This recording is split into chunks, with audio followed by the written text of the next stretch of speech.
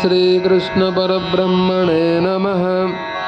श्रीमद्भगवद्गीता अथ पंचमोऽध्यायः कर्मसन्न्यासयोगः।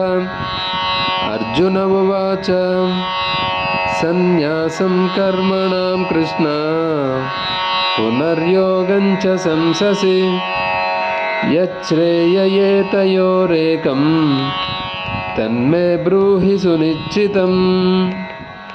అర్జునుడు పలికెను, ఓ కృష్ణ, ఒక్కసారి కర్మసన్యాసమును మరి ఒకసారి కర్మయోగమును ప్రశంసించుచున్నావు.